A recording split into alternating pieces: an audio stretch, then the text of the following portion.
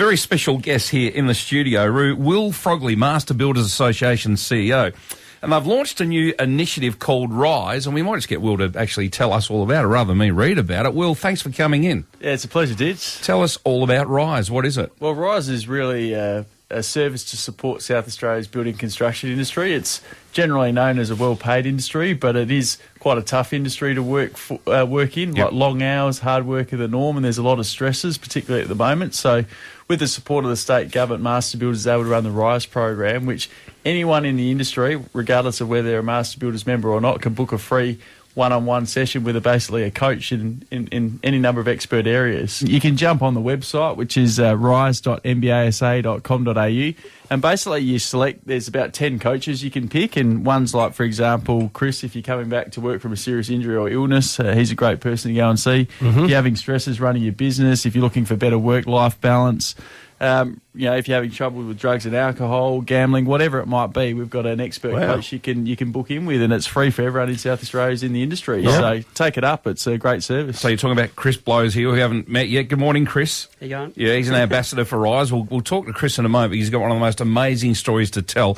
So are you suggesting that during work hours or work time, people should actually get in touch with these coaches, or is it something you go away and do outside of work? How does it all come together? You can book a session online on the website. You just select the coach, you see the calendar, you see an available time, it's simply just booking it. It can be, you can do it via online if it's out of hours. Sometimes you can do it in person, whatever suits your circumstances. Talking with Will Frogley from the Master Builders Association here in South Australia. Rise is a new initiative out there that they've launched to help a lot of the young men and women involved in the building industry. Mental health is on the rise, we know that. But Chris Blows, Chris, you're an ambassador for Rise. Welcome to Triple M. Thanks for having me. What sorts of things do you do as an ambassador for Rise? Yeah, so as Will mentioned earlier, I was attacked by a shark back in 2015, which Tapped? Attacked by a shark. I thought you said tapped. No, attacked by a shark back in 2015, which resulted in the loss of my leg, and I was working as a carpenter at the time. I was actually an ex-Master Builder's apprentice.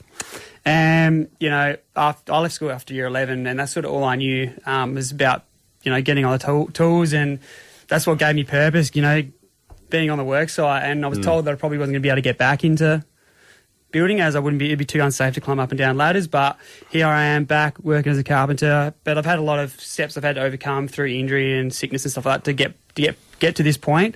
So I suppose my role as an ambassador is for anyone that might be going through injury or sickness or illness that is looking at getting back on the tools, that there is a way, because I've been to the absolute bottom and I'm back up working on the tools. So I was going to ease our way into the shark attack, but you've actually gone straight to it. So let's address that right now. Tell us what happened with the shark attack and tell us about the injuries you sustained. I was surfing at a spot known as Fishery Bay at Right Point. Which is where, near Port Lincoln? In Port Lincoln. It's about 35 km southwest of Port Lincoln. It's actually an unreal beach. You can drive on the beach and it's like perfect white sand beach, but there's 2 points, left and right point. You can surf either side. You can also surf on the beach as well. And I was there's one spot, the day I was attacked, all I remember that day, it was really windy, really wet, and it's the only spot you can surf when it's like that is right point. And the surf was pretty average, to tell you the truth, and but we decided to go out anyway. We just went to dawn service before, because we were up so early, thought stuff would go out for a surf. I was surfing for probably about an hour, and then I literally got a wave and I was going back out to a spot known as a suck rock when I got hit from the side and realised I was being attacked by a 4.5 metre white shark. So, were you on your own? No, I was with my two good mates, Nick and Brock, and there was probably 10 to 15 other surfers there at the time. And, I screamed instantly and everyone went for the rocks because they knew it was someone screamed shark. And, as it was tearing into my left side and shaking me around, and I think the underside of my board kind of protected me a little bit at first, but it still left this huge, sort of hand-sized bite marks down my left flank on the top section. So I lost a fair bit of blood from that, but I was then off my board, and at that point I just wanted to get to the rocks, and Nick and Brock, who I was surfing with, realised it was me at this stage, and they actually come back out towards me to help me, and so they were right there amongst it, and I felt like I was making good ground, and I remember I got within an arm's reach of Nick, and I went to go grab his hand, and the shark just turned on this 90-degree angle and came charging back at me the second time, and the boys felt the surge of water before it hit me, and then it popped up behind me, and then they just remember like the little details, like the sensors on its nose as it breached the water, and they roll their eyes back when they bite something to protect themselves. So the boys just have that image burned in their mind as it come behind me the second time. But because I was off my board, it grabbed my left leg, and then, it dragged me through the water. I completely disappeared, my board and everything. And the only way I got away from the shark was because it then ripped my left leg off above the knee, and so I popped up. But it still had my left leg with the leg rope and the board, so you could kind of see where the shark was the whole time, because the board was just bobbing, getting towed around like a fishing float around us. Yeah. And I tried to climb on the Nick's back, and we kind of got hit by a wave, and that we kind of separated a little bit. And then, that was that. And I think we made it to shore. I was almost I was starting to go in and out of consciousness at this stage. And then one of the surfers who was literally surfing past me as it happened went straight in. He took his leg rope off his board, and then they tied that around my stump when I got to the water's edge. So, if that went on a minute or 2 minutes later, there was probably no doubt that it would have bled to death. Yeah. Can I ask you about the pain involved in that sort of thing? Your body goes into fight or flight and shuts all that stuff down. So I had no pain at all until I woke up from a coma 10 days later. Yeah. So it's crazy. Yeah, it's like a protection mechanism or something. I don't know. It just doesn't. No, there's no pain at all. The only thing I can remember is just not being able to breathe. I don't know whether that was with a shock or whether that was when I was getting carried up the cliff and maybe it was a blood loss. I'm not sure, but yeah, there was no pain at all. And then from that point, it went from I felt when my body was actually starting to shut down, and then that's when I was getting carried up the stairs, and I just wanted to close my eyes and go to sleep. Well, not long after that, that must have happened in the car when they got me. They got me in the back of my mate Nick's Land Cruiser, and I think we didn't meet the ambulance till we got about 11 kilometres down the road. Sure. So my heart had actually stopped then, and the paramedics had to start doing CPR straight away when they got me in the back of the ambulance. Yeah, gee, Chris, stay with us, please. In a moment, I want to ask you all about returning to the workforce after all of this that you've been through. Our special guest, Chris Blows. Roo Ditts Will, Triple M. Oh, we're talking to Chris Blows, who's an ambassador for the Masters Builders Association. Unfortunately, he had his leg bitten off in a shark attack, but he's here to tell us how he got back on track. So we're talking about the mental side of things here, just what you described about being dragged backwards through the water, still because the rope's tangled and he's got part of the board and you. Does that come up? So you're laying in bed at night now. Do you think? How often do you think about those things? Not really. I didn't get PTSD till late, so I got like 5 years after my attack, but I never got any recounts. Like I'd wake up in the middle of the night having feeling my whole body was vibrating and hot sweats, hearing sirens, stuff like that. But I never had any bad dreams of those sort of things. Still picturing the shark? Oh, surely you're just going. You can still see that big shark. I've seen 5 metre sharks in a cage. They are massive. Yeah. Surprisingly not. I just don't. It's more physical symptoms for me rather than visuals. What about its teeth and all that sort of stuff? You don't have flashbacks? The tooth was stuck in the bottom of my board. So my board, when they went to go collect my board, because it couldn't snap the leg rope, believe it or not. Was it loud when it happened? Yeah. It was loud when it hit me. Like everyone heard it. And that's probably me screaming, to tell the truth. But yeah, it hit me really hard. I remember being kind of launched out of the water. So when it hit me with pace. It wasn't just coming up for just a little nibble. Look. It was going as fast as it could when it hit me. Yeah, they are lightning fast. It must have been horrible. Now, about a fortnight ago, a lady, Pamela Cook, was attacked in Beachport. When things like that happen, what's that like for you? Oh, it's horrible. I hate hearing about shark attacks. I'm glad she survived, and hopefully she's going well with the recovery. But there was one not long ago in Elliston of a shark attack at Walker's Rocks there, and it's out. Speaking from the locals over there, it's that spot, that Walker's Rock spot, is where all the kids learn to surf, and it's generally not an unsafe spot.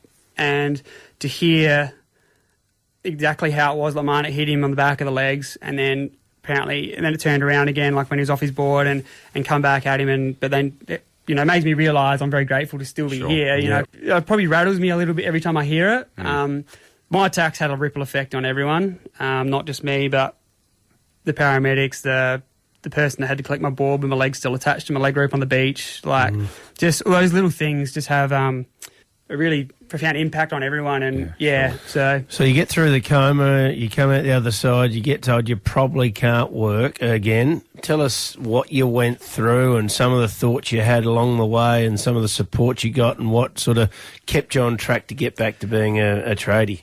As I said, that's all I knew. I left school when I was like just almost like I was 17 years old, 16 or 17 years old. That's all I knew. I struggled at school. Like I just prefer those hands-on subjects. I love like doing stuff with my hands, and I found myself getting a little bit of trouble and distracting other kids in class. And I thought, sound like my son. Yeah, it's just like school's not for everyone. And I thought, well, tried to leave school and just to start a trade and end up doing a carpentry apprenticeship with a builder in the Adelaide Hills. As I said, that's all I knew. And when I lost my leg and I was told I wasn't going to be able to go back to work as a carpenter, my first thought was, how was I going to get a job and support a family and do all these things that you have to do? The prosthetics we wear these days do help a lot. I think the first leg I wore, there's no way I could do what I'm doing now on it. But with the NDIS system we've got now, they were able to get me the right leg. I went from like a $10,000 leg to a $140,000 leg. And wow.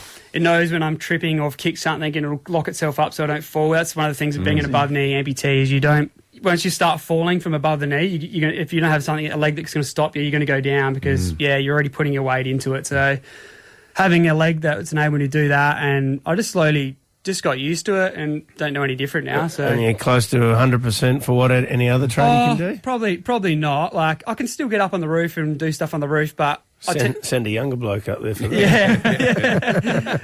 Send the apprentice up there. But yours. Hang around a bit longer, please, Chris. I want you to tell us about how hard the rehabilitation was. Roo Ditts Will, Triple M. Ditts and Loz on Triple M on this Thursday morning. We are talking to our special guest, shark attack victim Chris Blows. Did you have some times though when you said, this is too hard, I can't get there? Like, did you go through some demons there on the way back? Probably coming off all the pain medication in hospital and then getting home was when I hit rock bottom. Because in the hospital you have everything of a push of a button. You need like pain medication, you push a button, you need anything. Yep. Food, push a button, and then when I got home, everything really sunk in for me, and I was off all the pain medication, and I had to relearn how to do all those things we take for granted, like going to the toilet in the middle of the night. I now had to do it on one leg in the dark, and I moved back up into Bauhana in Mum's tiny house up there, and she was currently getting a bathroom reno, so I had to go outside to this portable toilet out there, and I was just like, stuff this, and that was probably my lowest point, and I realised, everything was going to be a lot different for me in my life. But I had to get myself out of that mindset. I found when I was being really negative and down, I wasn't really achieving anything. But literally just trying to be grateful for the things I still had and grateful that I'm still here really helped me. Yeah. You've been back surfing? I'm back surfing, yeah. So it took me about... Please tell me you're not.